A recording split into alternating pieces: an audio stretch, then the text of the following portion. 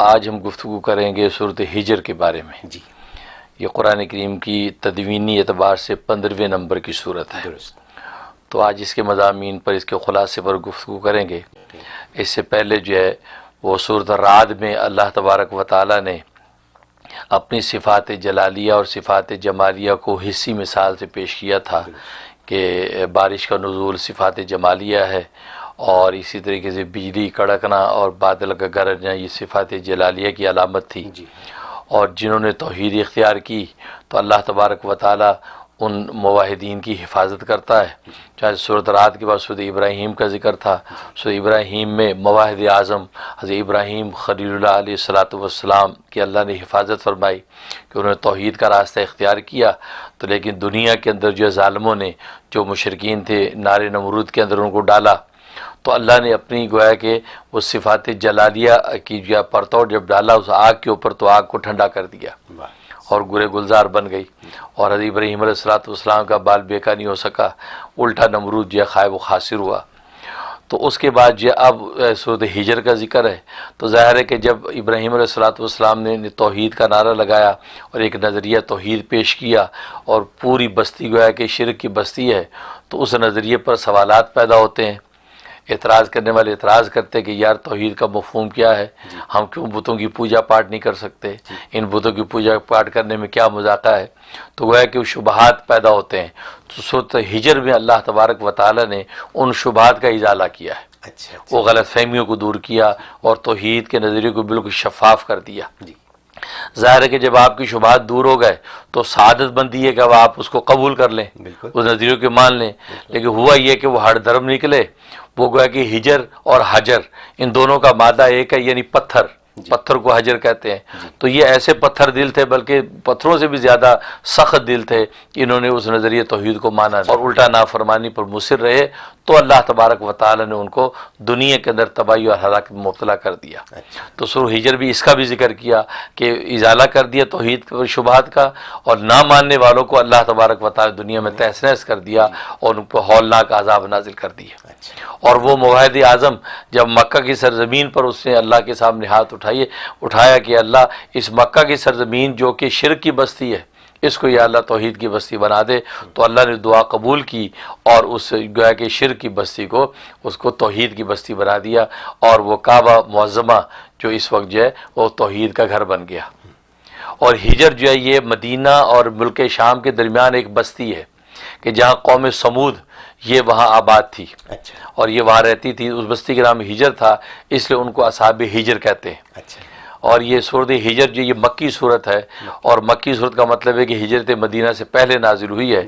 اور مکی صورتوں میں نظریات کی اصلاح پر گفتگو ہے، توحید ہے، رسالت ہے، عقیدہ معاد ہے، ان نظریات پر گفتگو کی گئی ہے، ان کے بارے میں شبہات دور کیے گئے. تو اس میں بھی اسی طریقے سے توحید کے موضوع پر گفتگو کی، صداقت قرآن کا دعویٰ فرمایا، اور دو عقلی دلائل پیش کر کے جو ہے قرآن کی صداقت کو واضح کیا.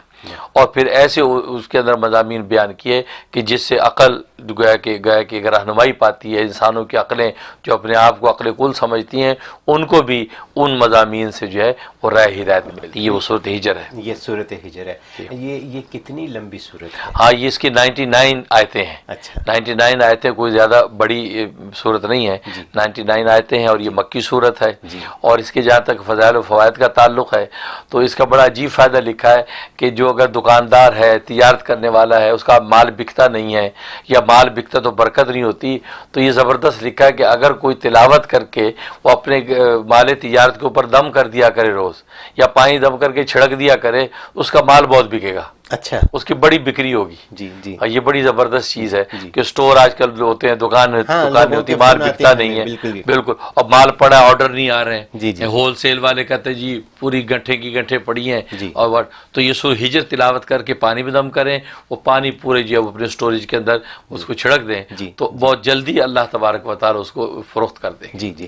اب یہ فرمائیے کہ جیسے بہت سے سٹوروں میں تو سامان ہوتا ہے، تو چلیے ان پہ پانی چھڑک دیا گیا، دیا جی۔ تو تمام مال کے اوپر پانی چھڑک دیا. صحیح. لیکن بعض لوگوں کے کاروبار ایسے ہیں جیسے کہ سروسز ہیں جس میں مال نہیں ہے، یعنی دفتر میں بیٹھے ہوئے، میز کرسی پہ بیٹھے ہوئے اور انتظار میں ہے کہ کوئی کال کرے گا، یا ٹریول ایجنٹ ہیں یا اس قسم کے جو لوگ ہیں، تو ان کے لیے. یہ بڑا اچھا سوال کیا آپ نے، بہت اچھا. اس کا طریقہ ہے 6 طرف آپ دم کریں گے. اچھا، 6 طرف، یعنی اس کو تلاوت کر کے اپنے سامنے، پیچھے، دائیں بائیں، اوپر نیچے، جی اچھا یہ پھونک دیں گے. تو اس کے اندر وہی نیت کر لیں گے کہ جو میری سروسز ہے، میرا ٹیلنٹ ہے، کہ اللہ اس کی سروسز آ جائیں، لوگ اس میرے ٹیلنٹ کو خریدیں اور مجھے پروفٹ ہو. یہ نیت کر کے آپ دم کر لیں. اچھا، اس سے وہ کام ہو جائے گا. تو کیا یہ صورت جو ہے اپنی جو بزنس کی جگہ ہے وہاں بیٹھ کے پڑھی جائے؟ وہ ضروری نہیں ہے، آپ گھر سے پڑھ کے چلے جائیں، گھر سے پڑھ کے جا سکتے اور وہاں جا کے آپ اس کو پھونک دیں.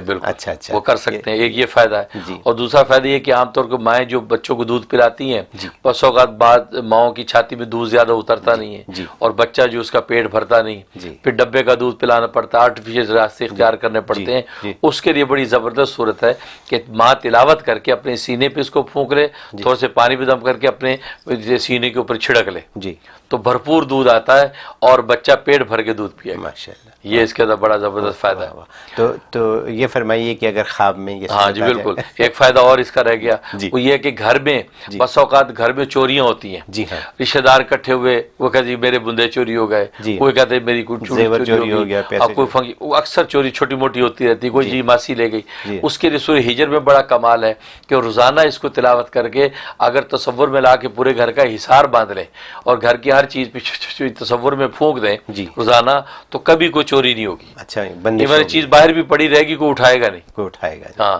کیونکہ ہجر کے لفظ کے اندر روکنے کا معنی بھی ہے. تو گویا کہ ہجر میں روکنا، تو گویا کہ یہ چیز کے اندر جو عقل کو بھی ہجر اس لیے کہتے ہیں. تو یہ اس کے اندر یہ کمال ہے کہ یہ سامان کی حفاظت کر لیتی ہے، اور کوئی چیز اٹھانا چوری کرنا چاہے چوری نہیں کر سکتا. کیا میں یہ پوچھ سکتا ہوں کہ اگر گمی ہوئی چیز ہو جائے تو کیا سورہ ہجر پڑھیں تو کیا مل جاتی ہے؟ اللہ کے کلام میں تو نفع ہیں، لیکن بظاہر اس کا یہ نفع لکھا نہیں ہے، لیکن تجربہ کیا جا سکتا ہے. تجربات سے چیزیں سامنے آتی ہیں، اس کے اور صورتیں، اس کے فوائد ہیں، لیکن اس پر تجربہ کرے، یہ پڑھ لے. مفتی صاحب، ابھی جو آپ نے یہ فرمایا ہے کاروبار کے لیے، جیسے کہ ہمیں یہاں فون آتے رہتے ہیں کہ جی ہمارا کاروبار ہے، ہمارا گیس اسٹیشن ہے، ہمارا اسٹور ہے جو چلتا نہیں ہے، یا بزنس ٹھیک نہیں ہے، یا نقصان ہو رہا ہے. بہت سے لوگوں کی یہاں ہر ہفتے کالیں آتی ہیں. عام سوال ہے بالکل. تو یہ عام سوال ہے. تو اس عام سوال کا آپ نے ایک ایسا جواب دیا کہ اس کو ہر کوئی استعمال کر سکتا ہے، تجربہ کر سکتا ہے. جس کا کاروبار اچھا ہو وہ بھی تجربہ کر سکتا ہے کاروبار میں مزید برکت ڈالنے کے لیے. یقیناً. تو یہ اس کے بڑے فوائد ہیں. اور خواب میں اگر دیکھیں اس کا ایک مطلب یہ ہے کہ اللہ تبارک و تعالیٰ کا یہ بندہ مقبول اور محبوب بنے گا. اچھا، اللہ اس کو اپنا پسندیدہ بندہ بنا لیں گے، ایسے راستے اختیار کر لے گا کہ اللہ کا یہ مقبول بن جائے گا. اس کا ایک مطلب یہ ہے. دوسرا مطلب ہے کہ خواب میں اگر تلاوت کی، اس کا مطلب کہ اللہ تبارک و تعالیٰ اس کے جو ہے وہ مال میں برکت ڈالے گا، اور اس کے مال کی حفاظت کرے گا، اور اس کے دل کی کوئی مراد اگر ہے تو وہ پوری کر دے گا. اچھا اچھا، دلی مراد پوری کر دے گا. یہ اس کا ایک اشارہ. اور تیسرا یہ ہے کہ اس کا مطلب ہے کہ اللہ تبارک و تعالیٰ اس پر اپنی خاص عنایت اور لطف و کرم اس پہ نازل کرے گا، اور کبھی اس کو کوئی حاجت پیش آئی، اسے اللہ سے دعا کی، جس کا مطلب اللہ اس کی حاجت کو فوراً پورا کرے گا. سبحان اللہ. تو خواب میں اگر اسے دیکھا، اس کے یہ فوائد. بہت کرامت ہے، یہ کرامت ہے بالکل.